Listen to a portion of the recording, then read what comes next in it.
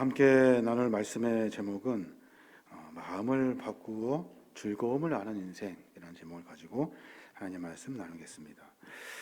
아기 예수님께서 오심을 기다리는 대림절, 이번 주가 벌써 세 번째 주일을 맞이하게 됩니다.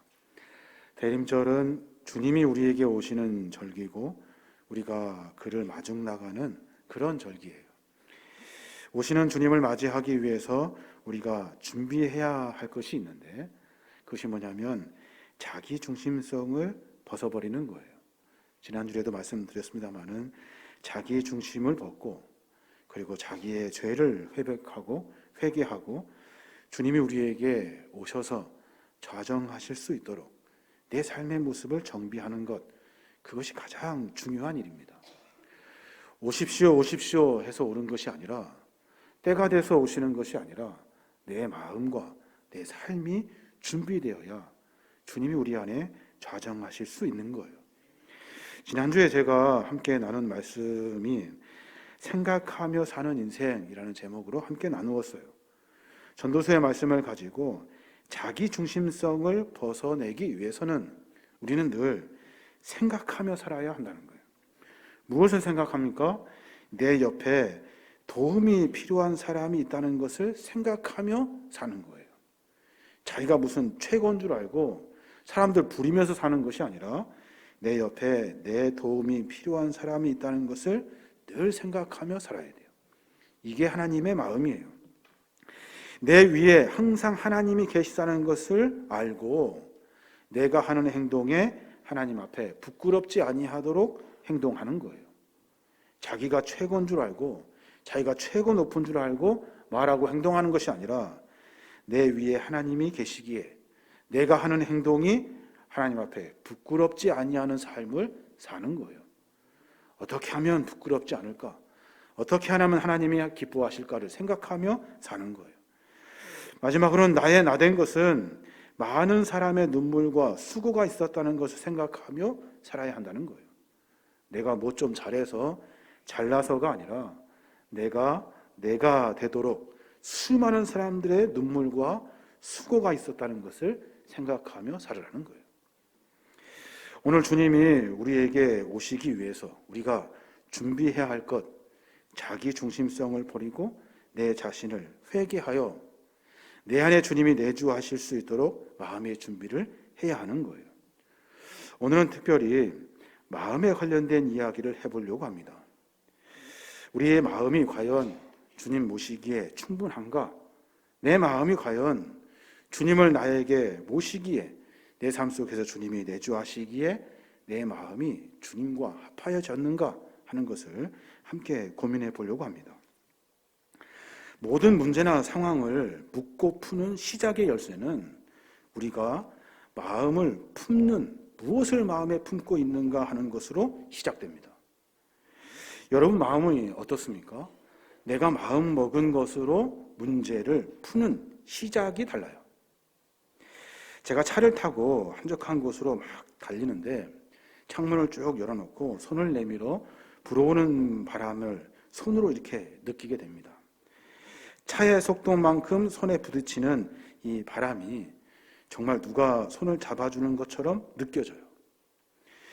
손 한가득 바람이 잡힐 것 같아서 그것을 이렇게 움켜쥐고 차 안으로 이렇게 손을 들이면 그것이 어느 순간 다 사라져버려요. 그 느낌이 다 사라져버려요.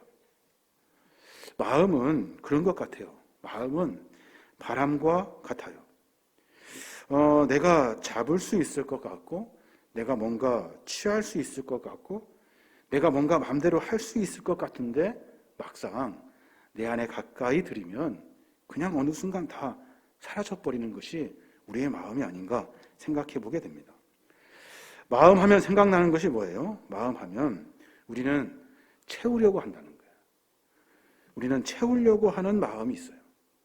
우리는 잡으려고 하는 마음이 있어요. 우리는 더 가지려고 하는 욕심이 우리 마음 가운데 있다는 거예요. 돈을 더 잡으려고 하고, 명예를 잡으려고 하고, 자기 과시를 잡으려고 하는 것이 우리의 마음이에요. 근데 그게 쉽게 됩니까? 그렇지 않아요. 쉽게 되는 일이 아니죠. 마음은 잡는 것이 아니에요. 그래서 잡으려고 하면 바람같이 사라지는 것이 마음이에요. 그럼 마음은 뭡니까? 마음은 느끼는 거예요. 느끼는 것. 사랑을 느끼고 고마움을 느끼고 감사를 배우고 기쁨을 느끼는 것, 이것이 마음이에요. 우리가 문제를 해결할 때 시작점을 내가 뭔가 더 채워야겠다, 내가 뭔가 더 욕심을 내야겠다 하는 마음으로 문제를 풀기 시작하면 절대로 채울 수 없고 그 마음대로 채워지지가 않는 것이 그거예요. 내가 마음으로 느껴보겠다. 사랑을, 고마움을, 감사를, 그때 그 마음이 풍성해지는 것을 우리가 알게 됩니다. 스토아 학파 철학자인 마르쿠스 아우렐리우스가 한 말이 기억이 나요. 행복한 삶을 살기 위해 필요한 것은 거의 없다. 행복하기 위해서 뭔가 많이 있어야 될 것 같죠? 아니요. 행복한 삶을 살기 위해서 필요한 것은 거의 없어요. 그것이 있는다고 해서 그것이 아니에요. 행복은 물질과 규모가 아니라 마음이거든요. 느끼는 거예요. 잠언서 15장 17절에도 비슷한 말씀이 있어요. 서로 미워하며 살찐 소고기를 먹는 것보다 서로 사랑하며 채소를 먹는 것이 낫다. 비싼 소고기 먹는 것이 중요한 것이 아니라, 그것이 인생의 가치가 아니라 흔하디 흔한 맛대가리 없는 채소를 먹으면서 사랑을 느끼는 것이, 그것이 인생이래요. 여러분 마음은 어떻습니까? 여러분 마음은 무슨 마음을 여러분 가지고 있습니까? 소유하고 싶고, 욕심내고 싶고, 그리고 취하고 싶고, 높아지고 싶은 마음이 여러분에게 있습니까? 그러면 바꾸셔야 돼요. 바꿔야 내 안에 주님을 모실 수가 있어요. 사랑을 느끼고 싶고, 고마움을 느끼고 싶고, 감사를 배우고 싶고, 기쁨을 느끼고 싶은 마음으로 바꿔야 돼요. 그래야 하나님이 내 안에 계시게 되고, 하나님이 나에게 베풀어 주신 수많은 은혜들을 마음껏 느끼며 기뻐할 수 있는 거예요.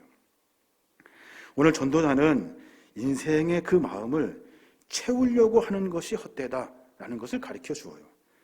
수고하는 일들, 그래서 더 많이 가지려고 하는 인생의 그 수고가 바람을 잡는 것처럼 자파지는 것이 아니야, 소유할 수 있는 것이 아니야 라고 단호하게 이야기하고 있어요.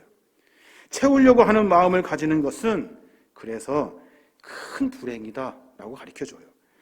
전도서 5장 15절부터 보면, 그가 모태에서 벌거벗고 나왔은즉 그가 나온 대로 돌아가고 수고하여 얻은 것을 아무것도 자기 손에 가지고 가지 못하리니 이것도 큰 불행이라. 어떻게 왔든지 그대로 가리니 바람을 잡는 수고가 그에게 무엇이 유익하랴 라고 말해요. 모태에서 나올 때, 엄마 배에서 나올 때 벌거벗고 나왔잖아요. 벌거벗고 나온 대로 그대로 간대요. 그런데 우리는 어떻게 해요? 우리 마음은 어때요? 많이 가지려고 해요. 뭘 막 주섬주섬 입으려고 하고 더 많이 가지고 소유하려고 해요. 결국에는 가지고 가지도 못할 것을 그렇게 애쓰면서 수고해요. 그 인생을 보니 참 불행하다라고 말하고 있는 겁니다. 채우려고 하는 것, 그리고 자꾸만 그 마음이 욕심을 내려고 하는 마음, 그 마음이 왜 허무한지에 대해서 전도서 기자는 우리에게 쭉 가르쳐 주어요. 그 첫 번째가 뭐냐면, 인간이 아무리 채우려는 마음으로 채워도 그것이 만족을 할 수가 없다는 거예요. 많이 채워도 만족하지 못한대요. 전도서 5장 10절에 보면, 은을 사랑하는 자는 은으로 만족하지 못하고 풍요를 사랑하는 자는 소득으로 만족하지 아니하나니 이것도 헛되도다. 사람이 은을 가지면 금 가지고 싶고, 금 소유하면 더 좋은 보석 가지고 싶은 것이 사람의 마음이래요. 그래서 우리 마음이 뭔가 채우려고 하면 그것처럼 어리석음이 없고 그것처럼 허무함이 없다는 거예요. 채워지는가 봐라. 절대 안 채워진다는 거예요. 또 하나 우리에게 가르쳐 주는데, 재산이 많으면 많을수록 할 일도 많아지고 근심도 많아진다는 거예요. 재산 많아지면 편할 것 같죠? 뭔가 많으면 여유로울 것 같죠? 그렇지 않다는 거예요. 더 고민된 일이 많고 근심이 많다는 거예요. 전도서 5장 11절부터 보면, 재산이 많아지면 먹는 자들도 많아지나니 그 소유주들은 눈으로 보는 것 외에 무엇이 유익하랴? 노동자는 먹는 것이 많든지 적든지 잠을 달게 자거니와 부자는 그 부유함 때문에 자지 못하느니라. 재산이 많아져서 부자가 되는 것 허무한 일이라고 이야기해요. 왜 그렇습니까?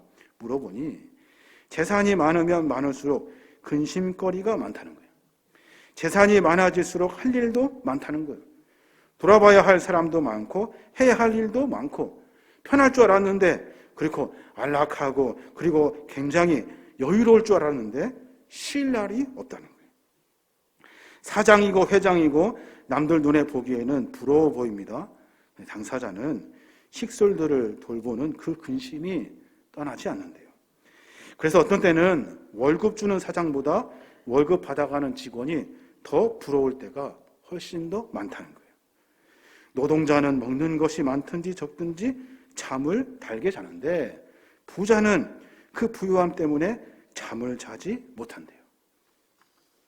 목회도 마찬가지라고 생각합니다. 작은 교회, 큰 교회, 작은 교회에서 큰 교회를 하면 큰 거 편한 것 같죠? 저마다 다 고충이 있어요. 크기만큼 근심의 크기가 있고 더 배워야 할 일들이 많고 또 가슴 철렁 내려앉는 전화도 많아져요. 그 지혜자는 재산이 많아지면 근심이 많아진다 하고 말해요. 또 하나, 왜 우리가 채우려고 하는 이 마음이 허무인지에 대해서 가르쳐줘요. 재물이 많아지면 해야 되는 일들이 많아진대요. 다시 말해서 재물이 많으면 적들이 많아진대요. 전도서 5장 13절에 보면 나는 또 하나의 다른 심각한 문제를 보았다. 사람들은 억척스럽게 돈을 모으고서도 그 돈으로 위험한 투기를 하여 일이 잘못되면 하루아침에 재산을 다 날려버린다 라고 가르쳐줘요. 소유가 적당하면 행복한데 적당함을 넘어서 많아지게 되면 해가 된대요. 왜냐하면 위험한 투기가 우리를 엄습하기 때문에 그래요. 여기서 위험한 투기는 뭐예요? 위험한 투자입니까? 그렇지 않아요. 여기서 말하는 위험한 투기는 재산을 보고 꾀임에 빠지기 쉽다는 거예요. 돈 좀 있네? 나 좀 주라. 내가 이렇게 갚아줄게. 여기 투자해보자. 여기 저 내보자. 여기 해보자 하면서 주변에 내가 가지고 있는 돈을 뜯어먹으려고 하는 사람들이 수도 없이 많아진대요. 그 위험한 투기가 내 삶 속에서 끊이지를 않는다는 거예요. 그래서 많이 가져봤자 결국에는 다른 사람들 다 나눠주게 되고 내 것이 아무것도 없다는 거예요. 친구라고 가져간 도둑들밖에 없고 주변의 사람들 때문에 투기하게 되는 그 일로 재산을 다 잃어버리게 된대요. 또 하나, 이 채우는 마음이 왜 허무인지에 대해서 우리 가르쳐줘요. 마지막으로 뭐라고 하냐면 재물이 재난 앞에 한순간에 사라져버린대요. 전도서 5장 14절에 보면 그 재물이 재난을 당할 때 없어지나니 비록 아들은 낳았으니 그 손에 아무것도 없느니라. 재산이 좀 있었는데 재난을 만났어요. 그랬더니 한순간에 다 사라져버려요. 내가 아들을 낳아놓고 있는데 그 아들에게 줄 것도 없을 만큼 그 재난이 다 사라져버리고 만다는 거예요. 여러분의 마음은 어떻습니까? 제가 마음에 대해서 깊이 생각해 보니까 내 마음은 채우려고만 했더라고요. 욕심 가지려고. 욕심껏 뭔가 더 누리려고, 더 채우려고, 더 가지려고, 더 높아지려고, 더 욕심내는 것이 내 마음이더라고요. 근데 하나님은 우리에게 그 마음은 허무하다, 헛것이다 라고 가르쳐주고 있어요. 인생이 뭡니까? 인생을 논하기에는 제가 아직 연수가 짧아서 말하기는 곤란하지만 전도서의 말을 빌리자면 모태에서 벌거벗고 나왔다가 평생 수고하여 모은 것을 하나도 가지고 가지 못하는 것이 인생이래요. 그러니까 내 마음속에 내가 채우려고 부단히 애를 쓰며 평생 그렇게 산 일이 그래서 헛것이라는 거예요. 그럼 어떻게 해야 됩니까? 어떻게? 아무것도 갖지 않고 돈도 벌지 말고 그냥 인생의 허무주의로 살아야 합니까? 성경은 마음을 고치라고 말해요. 그 마음, 채우려고 하는 마음을 고치십시오 라고 가르쳐줘요. 어떻게 마음을 바꿀 수 있을까? 몇 가지 우리에게 가르쳐 주는데 그 첫 번째가 뭐냐면 욕심의 마음을 즐거움을 찾는 마음으로 바꾸래요. 전도서 5장 18절에 보면 사람이 하나님께서 그에게 주신 바 그 일평생에 먹고 마시며 해 아래서 하는 모든 수고 중에서 낙을 보는 것이 선하고 아름다움을 내가 보았나니 그것이 그의 몫이로다 라고 말해요. 뭐가 그의 몫이냐면 뭐가 인생에서 남는 거냐면 수고 중에 낙을 보는 거예요. 낙, 즐거움이죠. 즐거움이 인생에 남는데요. 인생에서 남는 것은 마음에 즐겁고 기쁘게 하는 것들이 남는데요. 그것이 하나님이 우리에게 유일하게 남기는 몫이래요. 낙을 보는 것, 그것이 그의 몫이로다. 어떻게 살아야 돼요? 하루하루 즐겁고 행복하게 살아야 돼요. 하루하루 기쁘게 살아야 돼요. 무슨 일을 해도 욕심 채우려고 아둥바둥 사는 것이 아니라 자기 주장 관철되는 것, 내 말대로 되는 것, 그래서 남을 괴롭혀서 남의 것 뺏는 것, 고민하고 근심하며 욕심껏 마음으로 사는 것이 아니라 늘 즐거운 마음을 갖도록 하는 거예요. 내 마음이 즐겁고 상대방의 마음이 즐겁고 그 즐거움의 마음, 그 낙을 하나님께서 우리에게 몫으로 주셨대요. 그 회사도 마찬가지죠. 교회 회사도 막 성장하려면 목표를 정하고 성과를 달성했는지 안 했는지 그렇게 해서 막 가는 것이 아니라 모두가 다 함께 회사에서 즐거움을 가지고 열심히 일할 때 서로 보람을 가지고 일할 때 그때 회사는 성장한대요. MZ세대들 직장에 취직할 때 성과 중심으로 하는 것은 가지 않아요. 가서 나의 달란트, 내가 할 수 있는 일들을 충분히 서로 협력하여 우리가 함께 연대하여 함께 행복한 회사를 만들 수 있는지를 확인한다는 거예요. 교회도 마찬가지예요. 성장하려면 무엇 해야 합니까? 목표를 세우는 것, 성과를 달성하는 것, 조직을 탄탄하게 해서 의무를 다하게 하는 것, 그것이 교회 성장의 힘이 아니에요. 교회 성장의 힘은 무엇입니까? 그저 우리가 한 사람 한 사람이 기쁨을 누리는 거예요. 한 사람 한 사람이 즐거우면 되는 거예요. 오늘이 즐겁고 보기만 해도 즐겁고 만나기만 해도 행복하고 서로 함께 일하는 것이 복되는 거예요. 그때 교회의 부흥을 만나게 되는 거예요. 전도서 5장 18절에 보면 수고 중에 낙을 보는 것이 선하고 아름다운 내가 보았나니 라고 말해요. 여기서 낙, 즐거움인데 어떤 낙이냐면 수고 중에 만나는 즐거움이에요. 수고 중에 즐거움을 만나는 낙이 뭘까요? 이것은 삶의 의미를 말하죠. 삶의 의미를 찾는 거예요. 내가 이 일을 왜 하는가? 이 일을 통해 내가 수고하게 되는데 그래도 이 일은 의미가 있기 때문에 이것은 하나님이 나에게 맡겨주신 일이기 때문에 내가 수고스럽더라도 고되지만 내 삶 가운데 어려움이 있지만 내가 주님 앞에 기쁨으로 일을 감당하는 거예요. 그 마음들이 서로 모여서 연대할 때 수고의 낙을 만나게 되고 그 수고의 낙은 인생에 유일하게 남는 몫이 되고 그 몫은 교회의 성장을 이루게 된다는 거예요. 제가 읽은 책 중에 아우슈비츠 수용소에 수용되었던 빅토르 프랭크 박사님의 책이 있어요. 그 책이 뭐냐면 죽음의 수용소라는 책이에요. 죽음의 수용소. 그 사람이 누구냐면 아우슈비츠 수용소에 갇혀 있다가 이렇게 극적으로 종전이 되면서 이렇게 탈출하게 됩니다. 해방되게 되는데 그가 수용 속에서 겪었던 일들을 쭉 기록해내면서 로고테라피라는 의미치료의 개념을 찾아낸 사람이에요. 의미치료. 사람이 어렵고 힘든 상황에서 의미를 찾아라 하더라고요. 물을 이렇게 한 잔씩 나누어주면 누구는 물이 적네, 많네, 물이 더럽네, 이것 갖다 되겠네 라고 하지만 어떤 사람은 그 물에 의미를 담아요. 이 물은 하나님이 나에게 고난 중에 주신 거야. 이 물 가지고 내가 하나님의 생명을 이어갈 거야. 이 물은 나에게 소중해 하면서 그 물 가지고 이렇게 세수도 하고 빵에도 찍어 먹고 그리고 그 물 가지고 감사함과 고마움과 은혜를 느끼면서 그 의미를 가지고 삶을 살아내더라는 거예요. 그랬더니 사람들이 쉽게 낙담하고 죽음을 만나는 것이 아니라 의미를 가지고 사는 사람들에게는 생명이 연장되는 그런 이상한 현상들이 벌어지더라는 거예요. 우리의 삶도 마찬가지입니다. 즐거움을 잊지 말아야 돼요. 어떤 즐거움이냐면 의미를 가진 즐거움이에요. 수고하지만 그것이 가치 있는 일이고 의미 있는 일에 우리의 삶을 투자해야 돼요. 그 마음을 바꾸어낼 때 그때 하나님의 은혜를 만나게 되는 거예요.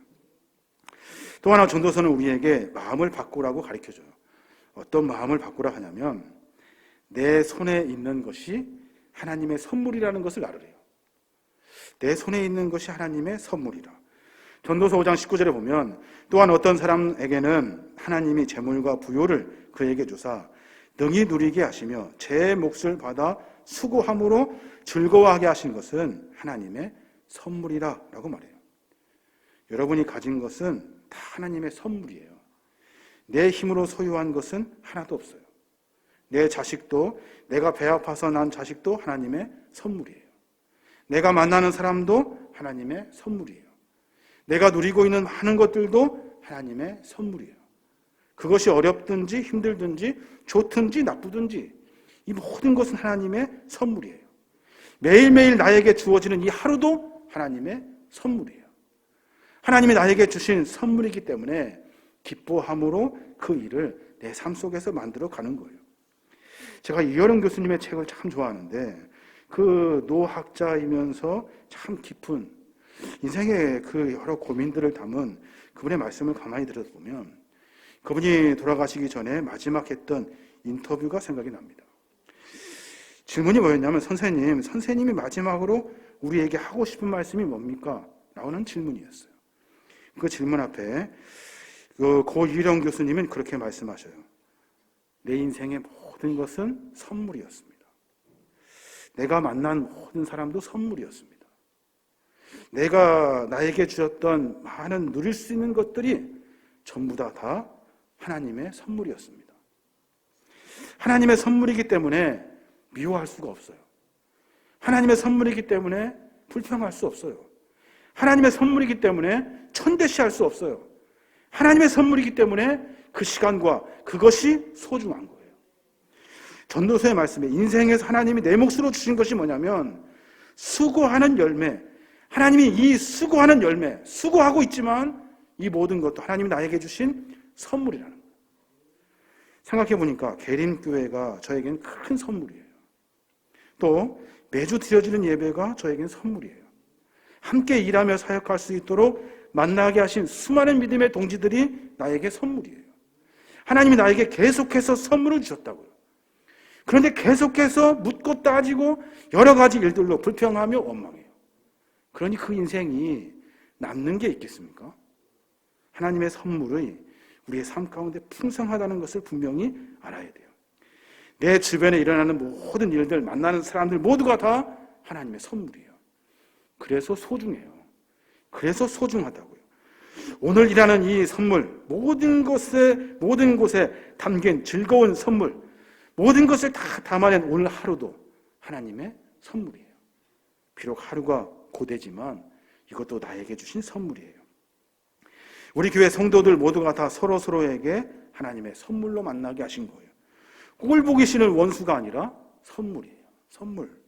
그 선물을 보면서 감사하고 감탄하고 기뻐할 수 있는, 하나님 나에게 귀한 선물 주셔서 감사합니다 라고 기뻐할 수 있는 마음이 우리 안에 있어야 하는 거예요. 내 욕심이 아니라, 내 즐거움이 아니라 하나님이 나에게 맡겨주신 선물로 삶을 만들어 가는 거예요. 저분도 하나님이 나에게 주신 선물이구나, 그 일도 하나님이 나에게 주신 선물이구나 하고 마음을 바꾸는 거예요. 마지막으로 전도서는 우리에게 마음을 바꾸라라고 명령해요. 어떤 마음이냐면 미래를 걱정하지 않고 하루를 감사하는 삶을 살아래요. 미래를 걱정하지 않고 하루를 감사하래요. 전도서 5장 20절에 보면 그는 자기의 생명의 날을 깊이 생각하지 아니하니 그는 하나님이 그의 마음에 기뻐하는 것으로 응답하심이라 라고 말해요. 현대어 성경으로 읽어보면 하나님이 그의 마음에 기쁨을 채워주셨으므로 그는 인생이 짧다는 것을 그리 심각하게 생각하지 않아도 된다라고 말해요. 여러분, 인생이 짧은 것 같죠? 그래서 우리는 내일을 걱정하죠. 아이고, 내일 어떡하지? 내일 뭐 먹고 살지? 내일 어떻게 하지? 왜냐하면 인생이 짧다고 생각하기 때문에. 근데 하나님을 모시고 사는 사람은 하나님이 우리 마음에 기쁨을 주셔요. 그래서 인생이 짧은 것이 아니라 인생은 기쁘다는 것을 깨닫게 된다는 거예요. 하나님을 모시고 사는 사람은 자기의 남은 생명의 날을 고민하지 않아요. 왜? 오늘 하루를 하나님이 기쁨의 은혜로 채워주실 것이니까. 내가 근심하며 걱정하면서 시간 낭비할 필요가 없어요.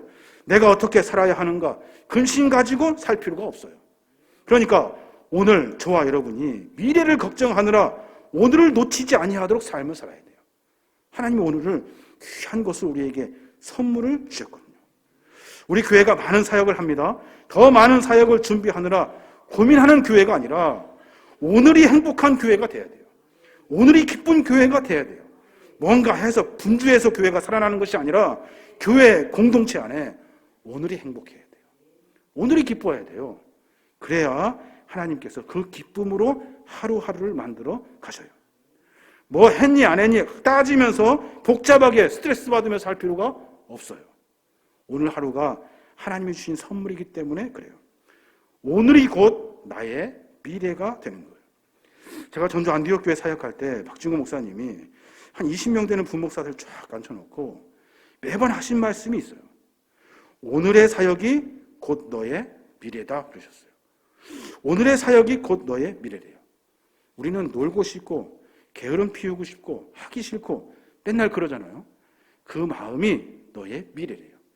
열심히 뭔가 한다면 오늘 하루하루가 모여서 그 하루는 내일도 반복될 거니까 그것은 곧 나의 미래가 되는 거예요. 저는 우리 교회에 미래에 대한 소망이 있습니다.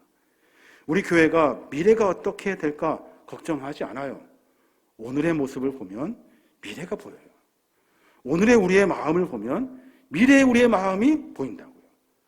그러니까 우리 마음 어때 해야 돼요? 매번 하루하루 주신 것에 감사하며 서로 선물로 의미를 찾으며 서로 연대하여 화합하여 오늘을 사는 거예요.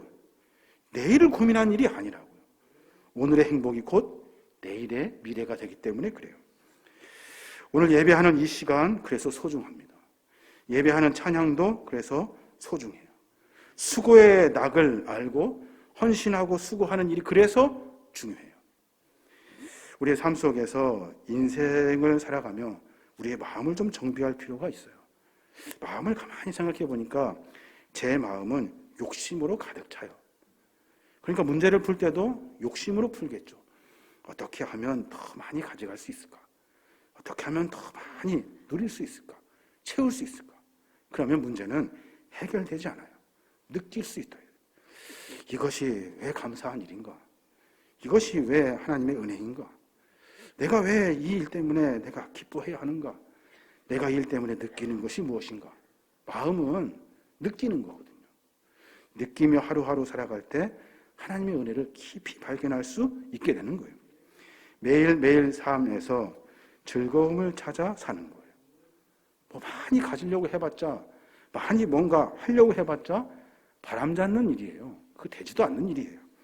내 손에 있는 모든 것은 하나님의 선물이에요. 함부로 할 일이 아니에요. 그래서 소중한 거예요. 미래를 걱정하느라 오늘 하루를 낭비하지 마세요. 미래는 오늘이 결정하는 일이에요. 그러니까 오늘을 즐겁고 행복하고 기쁨을 느끼며 감사하며 사는 오늘이 우리의 미래예요. 우리의 삶의 모습을 정비했으면 좋겠습니다. 여러분 마음이 어떤지를 깊이 묵상해 보셔야 돼요. 그래서 내 마음이 세상 사람들 아니 욕심껏 살려고 하는 연약한 인간의 마음들이 있다면 고치셔야 돼요. 수도 없이 자기 마음을 때려 고쳐야 돼요. 내 마음이 느끼는 마음이 될 수 있도록 감사를 느끼고 기쁨을 느끼고 은혜를 느끼고 하나님께서 주시는 귀한 은혜를 느끼며 고백할 수 있는 그 느낌의 마음이 돼야 돼요. 욕심껏 채우려고 하는 마음 다 버려버려야 돼요. 그래야 하나님의 은혜를 만날 수 있는 겁니다. 저 여러분이 그런 삶으로 말미암아 내 안에 주님을 모셔드릴 수 있고 내가 주님의 백성으로 삶을 다시 살 수 있는 거예요. 그런 은혜가 저와 여러분이 함께 하시길 주님의 이름으로 축원합니다.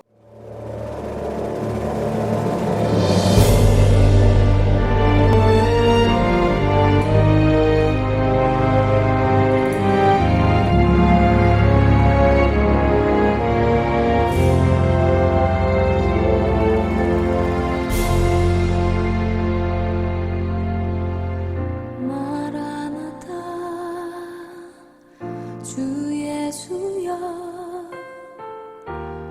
어서 오시옵소서. 땅의 모든 끝